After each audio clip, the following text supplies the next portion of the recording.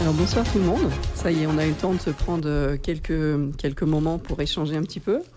Bassana, il est avec nous en studio, donc s'il a envie de rebondir, il est invité à rebondir avec grand plaisir sur les sujets qui vont être abordés avec Axel.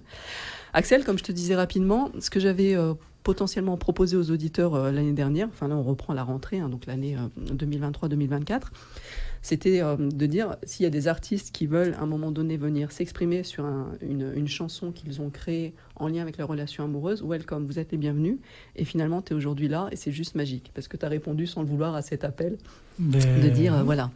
Avec grand plaisir en tout cas. Donc ça c'est chouette. Donc je te découvre, on se découvre. Ça fait 2 minutes que je suis arrivée, enfin quelques minutes que je suis arrivée dans le studio. Tu étais en interview avec Sana, donc yes. on saute sur l'occasion pour aller sur l'émission et pour pouvoir aller plus loin dans la découverte de qui tu es, ce que tu avais commencé à faire avec Sana.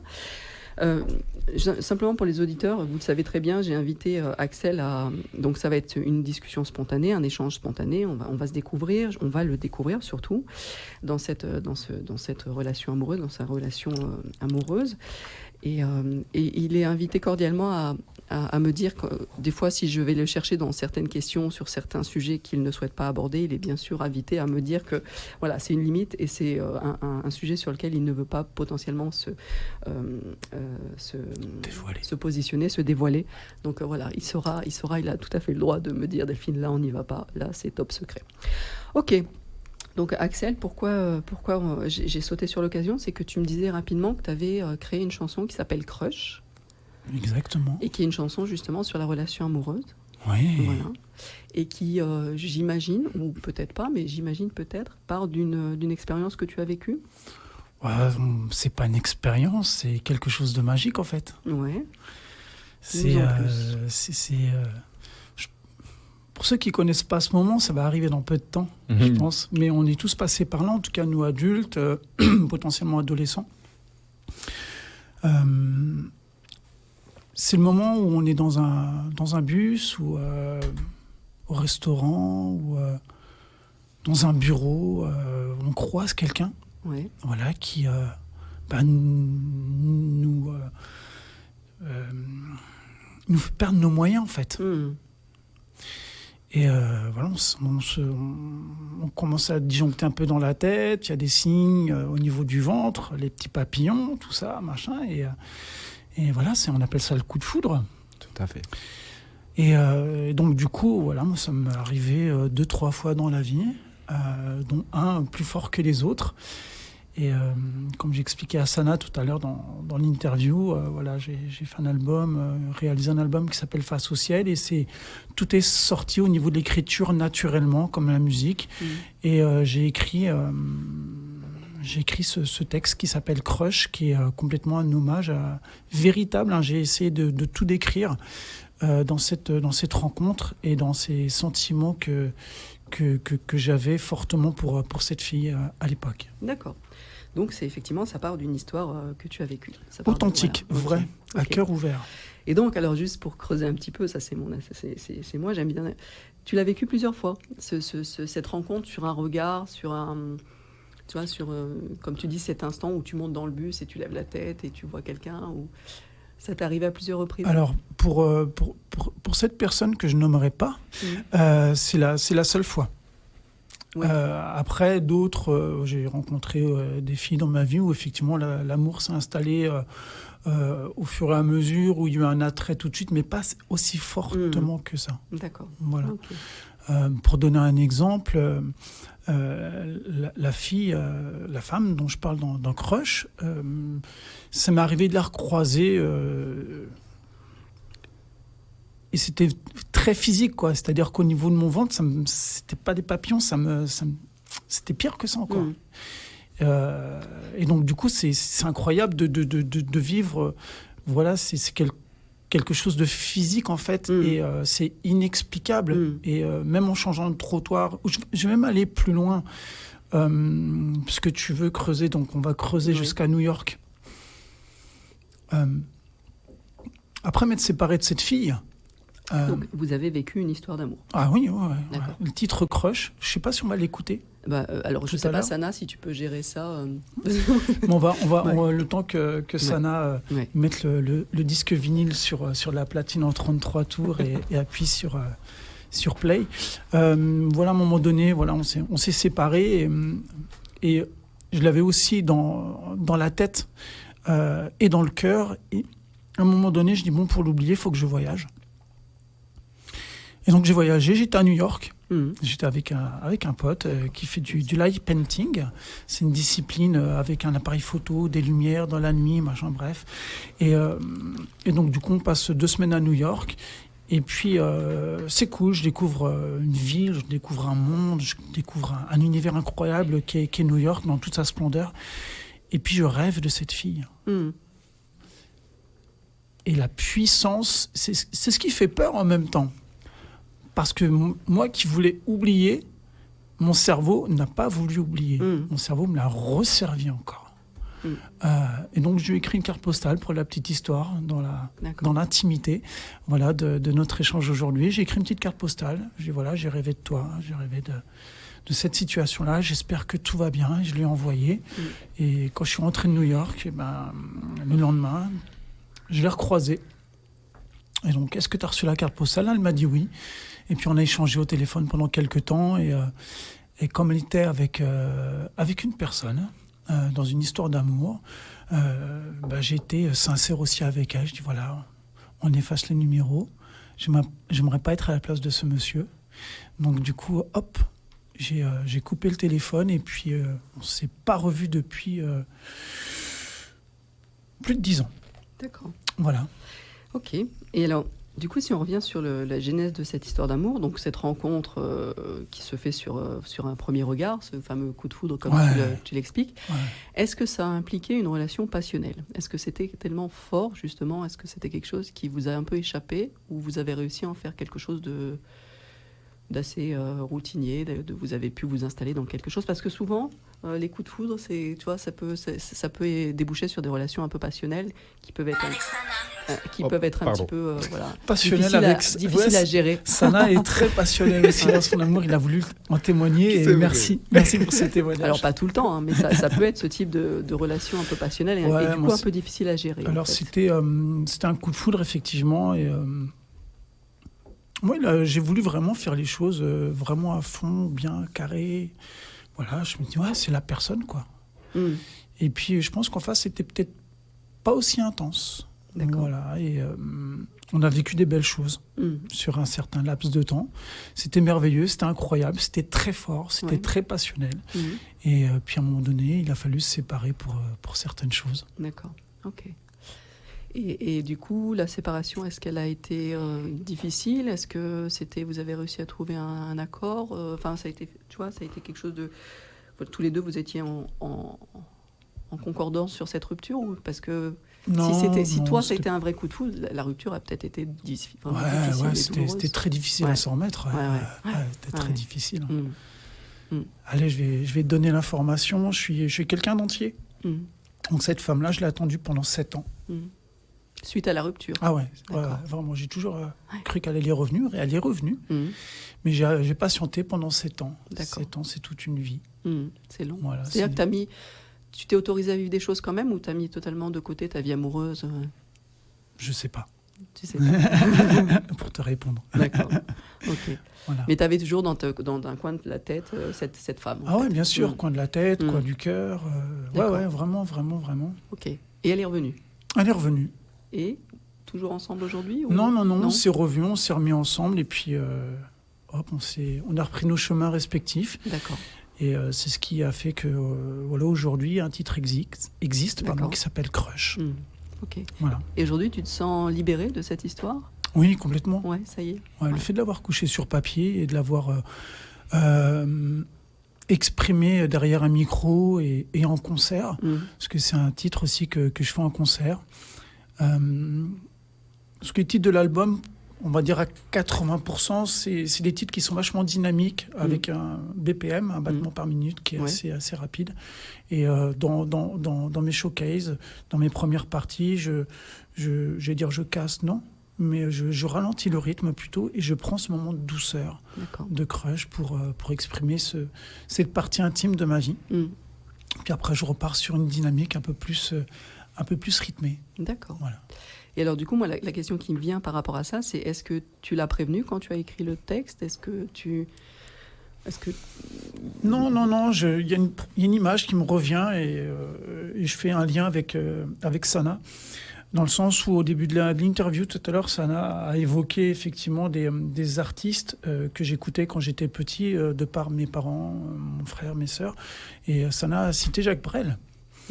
Et il y a une parole de Jacques Brel qui parle de son titre « Ne me quitte pas ». Et c'est un titre qui est je peux en parler, tout le monde connaît. Ceux qui ne connaissent pas, il faut aller l'écouter. Cette femme, si j'ai bien compris, elle n'est jamais revenue. Et c'est un titre ouais, je ne vais pas en parler parce que je suis qui pour en parler. Mais voilà, elle n'est jamais revenue. Et moi, j'écris ce titre. Ce n'est pas pour la faire revenir. C'est un témoignage. Surtout dans le 3e couplet, j'aborde des choses que j'ose avoir décelé, compris. J'ai pas fait le deuil, je suis passé à autre chose, j'ai avancé. Donc comme on dit dans un titre tout à l'heure avec Sana, voilà, j'avance, je continue à avancer. D'accord. Et donc tu la nommes à aucun moment, on ne peut pas la reconnaître, dans le sens... non, puis personne ne sait qui c'est, je suis très... c'est ça, d'accord. À part l'écriture, je suis très pudique. Donc personne ne sait. Peut-être une ou deux personnes dans mon entourage, mais vraiment... C'est sur ton nouvel album, c'est ça ? C'est ça, exactement. Donc elle l'a peut-être pas encore entendu, finalement. Je sais pas, et je vais être sincère avec toi, je veux même pas le savoir. D'accord, ok. Peut-être peur que ça réactive des choses, je sais pas. Eh bien, écoute, Sana. Oui, je suis d'accord. Est-ce que toi, tu as connu le coup de foudre ? Je suis d'accord. Le coup de foudre, oui. Ouais, quand j'étais jeune, parce que là, j'ai 34 ans quand même, je suis un peu vieux. Donc, tu es super jeune. Non, c'est vrai, quand j'étais jeune, bien sûr, même. Mais bon, c'est des coups de foudre. Après, je me disais, est-ce que. En tout cas, l'instant, c'était vrai, quoi, tu vois. Mais quand je les réalise maintenant, je me dis, est-ce que c'était des choses vraies ? Parce que par rapport à maintenant, quand même, tu vois, on ne contrôle pas quand on va tomber amoureux, mais on peut quand même prendre des décisions, quoi, tu vois. Et quand on était jeune. Non, tout ce qu'on voyait, comme on dit, l'amour, il est aveugle, quoi. Moi, je pense que c'est quand on était jeune, il est aveugle. Mais quand on grandit quand même, même si, voilà, on ne choisit pas, mais on fait attention quand même, on essaie de ne pas tout... Oui. On porte des lunettes. C'est vrai, c'est ça, des lunettes que personne ne les voit. Est-ce que tu as déjà eu un petit peu ce que dit Axel, c'est-à-dire cette relation, cet amour pour quelqu'un qui fait que même après une rupture, tu peux continuer à y penser pendant des années. Est-ce que c'est quelque chose que tu as expérimenté, qui te hante un petit peu ? Oui, ça m'est déjà arrivé. Après, à un moment donné, je me suis dit, voilà, il faut passer à autre chose, quoi, en fait. Parce que je pense, des fois, si on ne passe pas à autre chose, mais ce n'est pas une obligation de tout de suite de dire, allez, il faut que je passe à autre chose pour oublier. Oui. Mais je pense que le fait de passer à autre chose, c'est aidant, quoi. Oui, bien sûr. Ça aide, quoi. Ouais. Donc, voilà, moi aussi, j'ai connu ça. Hein. Même actuellement, là, je sais pas si je suis en train de tomber amoureux, mais c'est un peu bizarre. Ça, c'est des bonnes nouvelles, ça. Ça prend du temps, cette fois, à se construire. Il faut que tu laisses le temps. C'est ça. C'est bien. C'est ça. Et Axel, moi, j'ai une question. Tu sais, souvent, quand on est dans un amour aussi passionnel, fusionnel, tu sais, qui te prend comme ça entièrement et qui...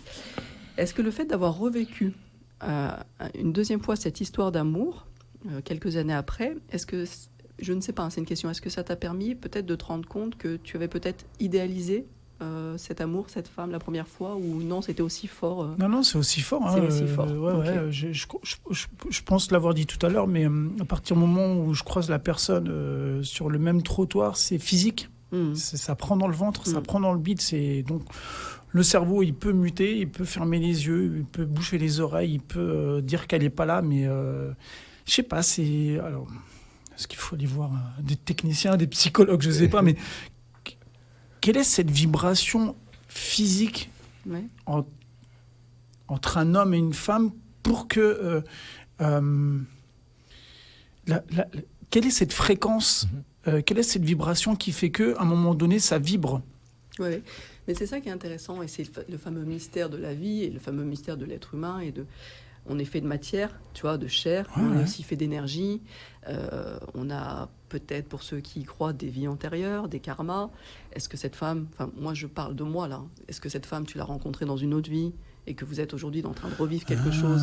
Tu vois ce que je veux dire? Là tu ouvres les portes, on va faire une émission de 2 semaines. Il y a une reconnexion qui s'est fait instantanément comme ça. C'est ça qui est fou. Tu vois, et vous êtes peut-être croisés dans d'autres vies déjà. Mais on ne sait pas. Puisque tu abordes le sujet, c'est dans la même thématique, mais c'est sur un autre registre. C'est-à-dire que des fois, dans la vie, ça m'arrive de rencontrer des gens. C'est comme si on s'était toujours connus, en fait. Tu vois. Et en une demi-heure, ça m'est arrivé au Canada. J'ai rencontré une femme d'un certain âge. On s'est rencontrés, on a parlé 20 minutes. Elle en savait plus de ma vie que des gens avec qui j'ai grandi au quartier, quoi. Ouais, tout à fait. C'est ce qu'on appelle, enfin si tu veux, moi c'est toujours pareil, je parle de moi parce que ça s'appelle normalement on appelle ça des reconnexions d'âme en fait. Tu vois, c'est des âmes qui se retrouvent, qui potentiellement dans d'autres vies sont déjà connues et il y a quelque chose qui est instantané. Ouais, c'est ça. Est-ce que c'est une reconnexion? Je sais pas. La vie, elle est mystérieuse quand même. Ouais, tout à fait. Et c'est beau les mystères comme ça. Et comme je dis dans le premier couplet de Crush, moi en fait je me sentais un Superman en fait. J'étais magnétisé. Je suis là, je suis magnétisé. Je me sens fort, je suis imbattable. Je suis prêt à tout faire pour cette femme, en fait. Tu vois, il y a pas de Tyson, il n'y a pas de montagne, il n'y a pas de... Non, je sais qu'avec elle, j'ai les super pouvoirs, en fait. Alors après, et c'est là où c'est intéressant, parce que normalement, dans une relation amoureuse, on sait que les premiers temps, tout est beau. Et tu vois, on est sur un petit nuage. Par contre, toi, ce que tu sembles dire, c'est que là, dans cette relation particulière, c'était démultiplié par 10. Quoi. Ah ouais, c'était vraiment un super-héros, quoi. Ah ouais, c'est rien qui peut m'arrêter, quoi. Et je le dis très bien dans le texte. Eh bien, écoute, Axel, Sana, on écoute maintenant. Comme ça, on lance. On n'a pas eu l'occasion de l'écouter tout à l'heure. Ça serait une très belle occasion. Tout de suite. Super. Et puis, je suis disponible pour répondre à tes questions, Delphine. On repart après, avec plaisir. Avec plaisir, c'est cool. Merci.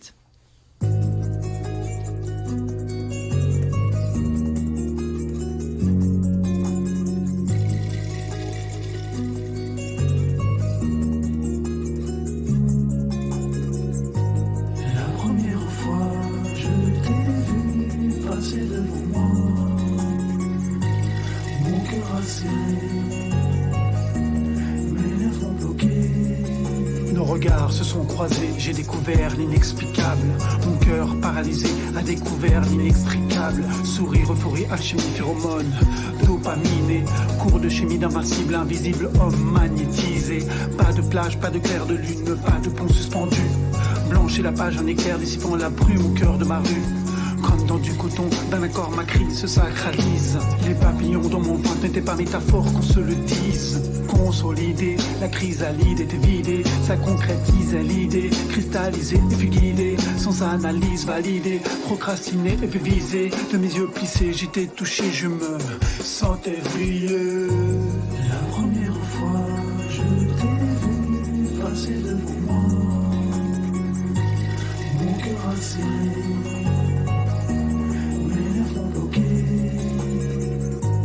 La deuxième fois, je t'ai vu assise devant moi.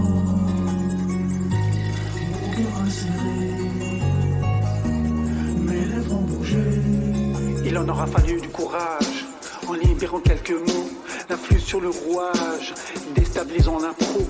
J'ai tellement bégayé qu'elle en avait le sourire aux lèvres. Pas de stylo, de cahier, mais aujourd'hui j'écris ce poème, ce rêve. Du monde autour de moi, autour d'elle, une ronde autour de nous. Vaincre le monde, la tour, un roi devant sa reine. Poser un genou pour elle, je l'aurais fait. Pour moi, voici les faits. Pour elle, pas de méfait, pour la nature, que du respect. Alors j'ai fait le vide, prenant l'audace à deux mains. Dès lors, la revoir au plus speed, en face à face le lendemain. Numéro RDV Cinéma, un charme, une émotion. Dans mes bras coulaient ses larmes. Était-ce une guérison? La deuxième fois, je t'ai vu assise devant moi. Mon cœur a serré, mes lèvres ont bougé. La troisième fois, je t'ai vu pleurer devant moi.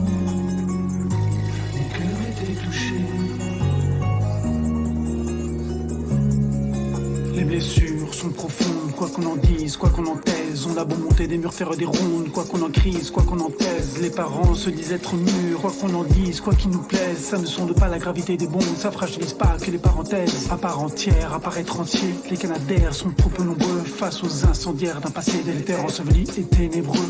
Un sourire, une beauté, une étoile brillante au milieu du jour. Dans la nuit haussière survivante, scintillant, constellation d'amour. Où sent un cri, celui du silence, concis qui avance, sans être précis, aller de l'avant, sans être en avance. Nos regards se sont croisés, j'ai découvert l'inexplicable. Mon cœur paralysé a découvert l'inextricable. La première fois, je t'ai vu passer devant moi, et mon cœur a serré, mes lèvres ont bloqué. La première fois, je t'ai vu passer devant moi, et mon cœur a serré, mes lèvres ont bloqué. Voilà, on revient après cette magnifique chanson. Merci Axel. En plus, vous n'étiez pas avec nous, mais nous, on a eu le droit à du direct. Donc, c'était chouette. Autant pour moi. Je laisse... Ah oui, bah alors du coup, je vais rebondir. Donc là, on est toujours dans les studios avec Axel et Sana. Je vous avais déjà donné plusieurs fois le numéro de téléphone portable qui est dédié à l'émission. Je vais vous le redonner. 06 15 94 36 51. Ce qu'on peut faire...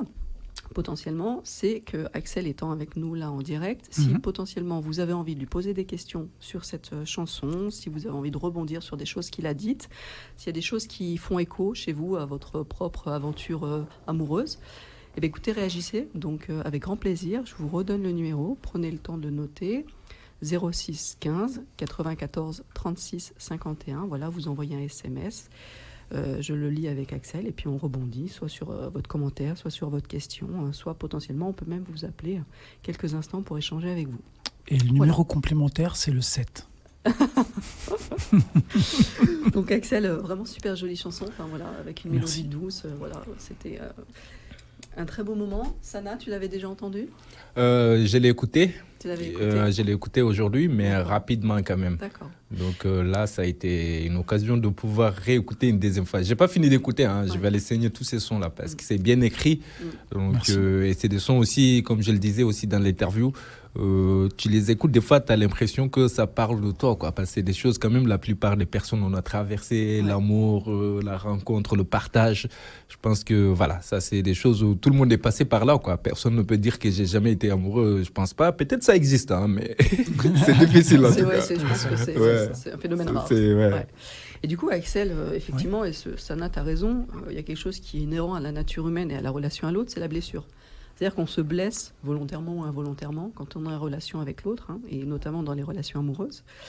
Donc c'est un mot que tu as utilisé dans ta chanson.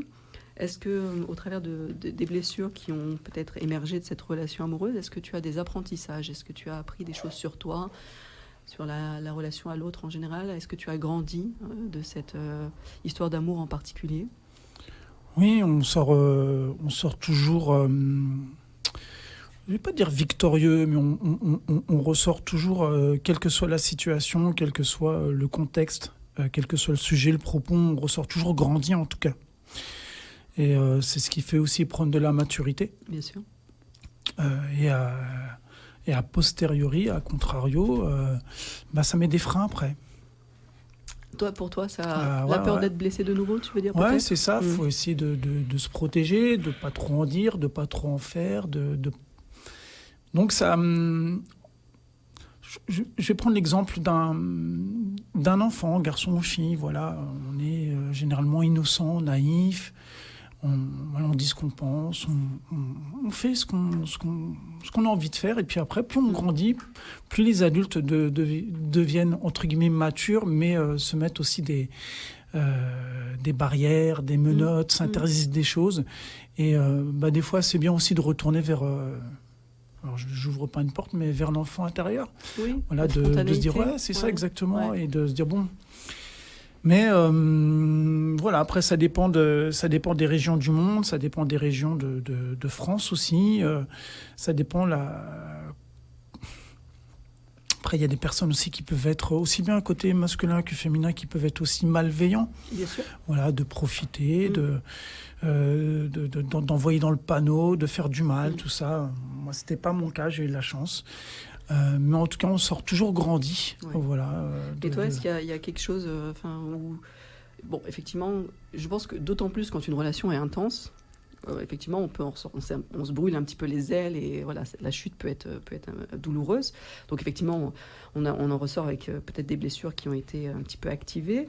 Comme tu dis, à un moment donné, la sagesse veut on arrive à transcender ces blessures pour en faire plus de sagesse, de maturité, de force et de connaissance de soi. Si, ouais.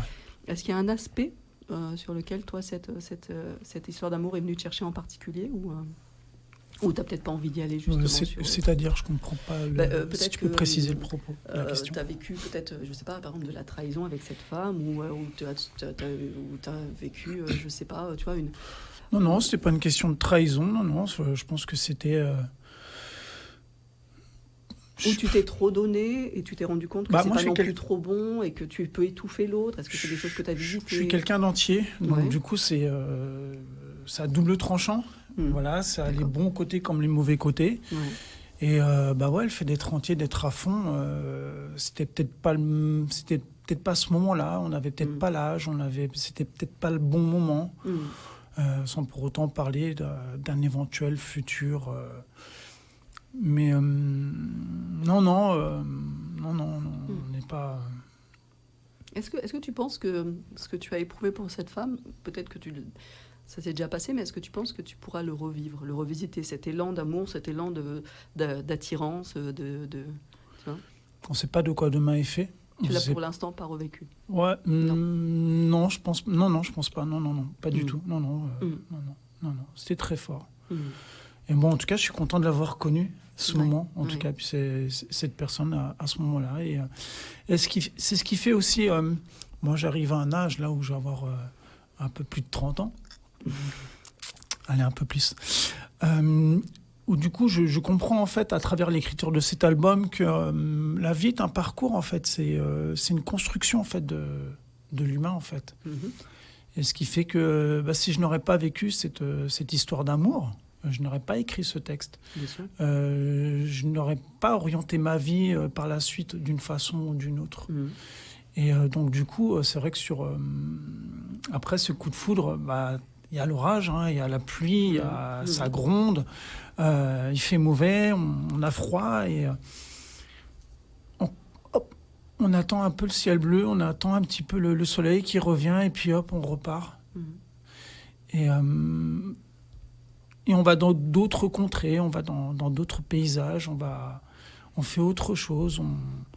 Et donc, du coup, ça construit. Voilà. Et aujourd'hui, j'ai pas le regard au sujet d'une femme qu'il y a 10, 15, 20, 30 ans. Donc, ça construit, ça permet d'aller de l'avant, d'avancer et d'être, comme on disait tout à l'heure, sans se répéter, d'être mature. Et du coup, là, parce que je te découvre, je ne connais pas ton univers musical, je connais pas. Mais c'est la première chanson d'amour que tu as écrite? Enfin, en lien avec une relation amoureuse Oui, chanson d'amour. Oui, bien sûr. Rapidement, j'ai commencé à écrire, c'était en 90, quand je suis arrivé au quartier nord de Villeneuve-Saint-Georges.